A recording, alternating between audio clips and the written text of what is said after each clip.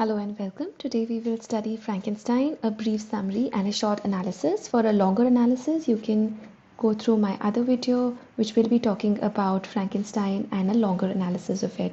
Now let me begin with the video. So Frankenstein is written by Mary Shelley when she's very young. This is 1816 and this is the year with no summer.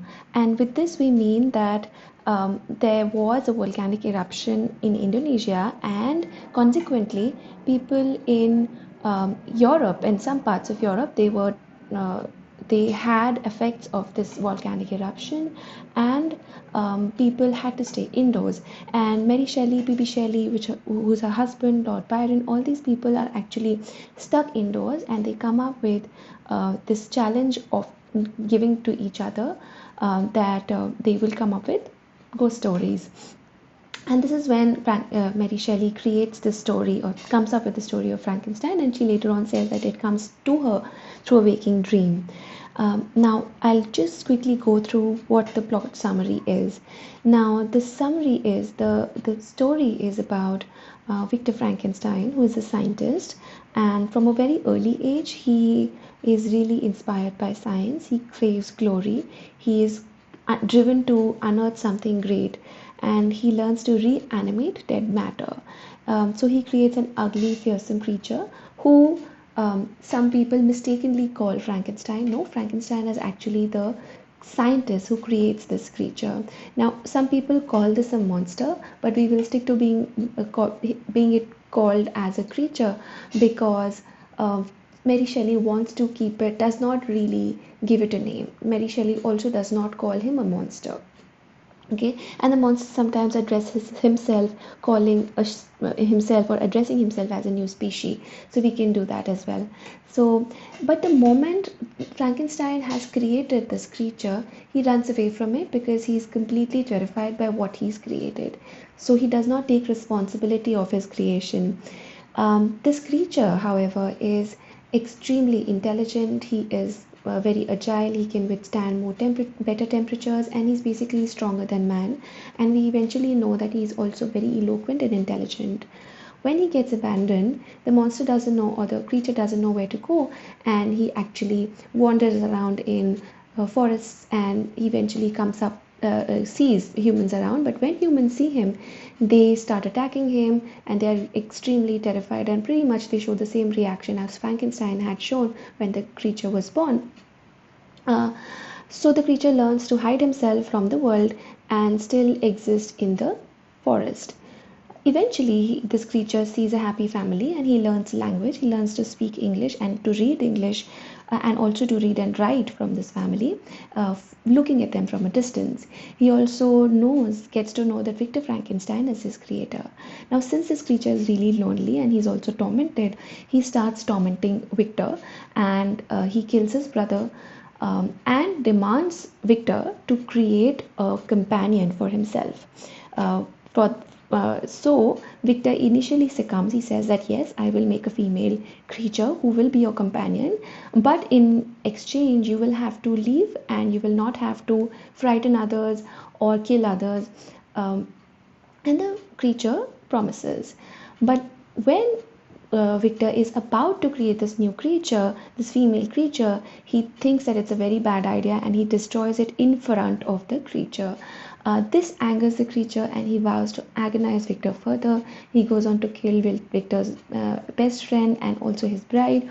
Victor now seeks vengeance. Victor is really angry with the monster now, with the creature now, and he follows the creature through the Arctic, and finally they are unable to do anything about it, and Victor dies, still wanting revenge. And seeing Victor die finally, the creatures also come up with remorse. He also is overcome by remorse, and he also vows to isolate and kills himself, or kill himself eventually later on. Now, over the years, this was a very short summary. Now, over the years, the novel is considered to have a legacy of its own. It was first adapted into drama in 1820s, and it was picked up within a few decades as a play. It is even today, many films have been inspired by the themes of Frankenstein, and these are quite a few of them. Now, when we look at the plot, the first thing that we have to remember is that it is supposed to be taken up as, it was supposed to be interpreted as a fable. You don't have to well, take into account the nitty gritties, because Mary Shelley has created it like a fable. So what we call the willing suspension of disbelief is to be taken with this novel. And once you take this leap of faith that the creature is made by a human being, the rest of the implausibilities, like he's learned language, that he seeks a family, that he seeks domesticity, all these things do not matter. Now, the other thing to remember is that Shelley does not give us a clear answer through her work. It is not a black and white picture of a monster versus a human being. In fact, the creature is never named, and the novel has elements of gothic, it has elements of romantic individualism. It also considered to be the first ever science fiction. So the novel was published in two distinct editions, in 1818 and in 1831. And in 1831, Mary Shelley tells us how she came up with the story. Now, the one thing that comes up through the story, through our reading of the story, is that that Mary Shelley wants the reader to take into account the question of scientific responsibility. Romantics and the contemporaries of Mary Shelley, like people like P.B. Shelley or Wordsworth or Coleridge, all of them, they projected and they really believed in spontaneity and emotion. They felt that that human beings, the individual soul of human beings, is extremely important. And but they were also very inspired by the new technological changes that were happening, and they were really intrigued by electricity. And they also, in the romantic era, this idea of animating a dead body through electricity was common, and people had come up and thought about this particular idea. And so Mary Shelley is not the only person to think of this particular idea. And Mary Shelley is also inspired by other romantics, and you have various quotes from Coleridge's Rime of the Ancient Mariner or John Milton's Paradise Lost. And Paradise Lost is extremely important for Mary Shelley because she is inspired by the whole theme of Adam versus Satan. And at one point, the creature tells Victor, "I ought to be thy Adam, but I am rather the fallen angel whom thou strivest from joy for no misdeed." And so basically the creature says that for no mistake of mine, for no fault of mine, I have been abandoned, and I could have been Adam, but you've just mistreated me and made me into the fallen angel. Now let's go to the subtitle. Who is Prometheus? The title of the text is Frankenstein, the Modern Prometheus. Who is Prometheus here?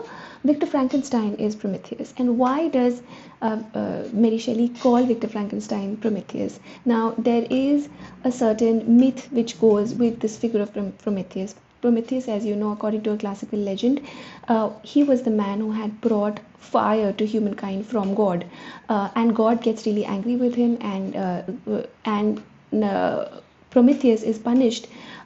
He is bound to a rock, and an eagle comes and eats his liver, and then overnight the liver gets better, and then the eagle does the same thing again and again. So Prometheus is actually it is bound to eternal punishment because of this sin, because of this fact of this fault of giving humankind fire.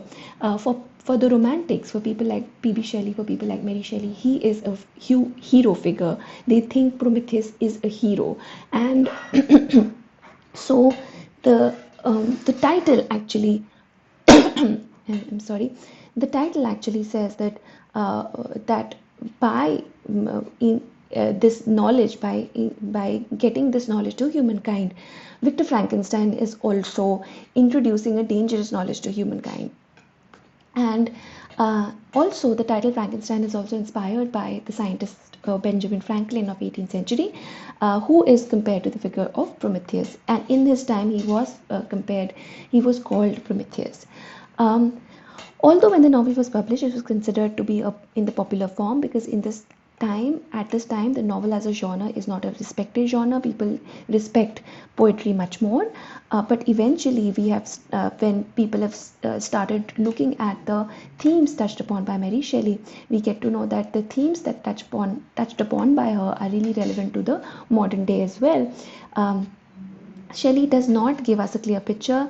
Her monster has qualities, or creature has qualities of love, nurture, and empathy, and it is the human beings who are threatening and causing danger, causing harm to this creature.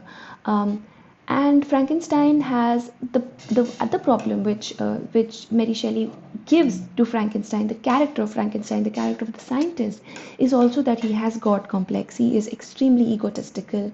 He wants to do something which generations will remember him by, and for the thirst of this glory and his own God complex, that causes doom to him.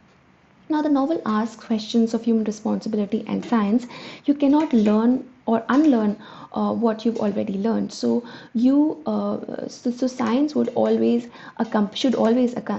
accompany ethics, responsibility, and empathy. And finally, we need to ask this question of ourselves that Mary had preempted 200 years ago: Can science be our master? Can we now unlearn nuclear fission? Can we unlearn the destruction that nuclear weapons can cause? Can we unlearn the destruction that bioweapons can cause? We can't, right? So, the whole idea that human society has to act responsibly is what Mary Shelley had projected 200 years ago. Now, this was a very short video about Frankenstein. A longer video, as I said, would be coming soon. Write in your comments, tell me whether you liked the video or no, and also let me know how you would want me to grow this channel. Thank you. Please like, share, and subscribe.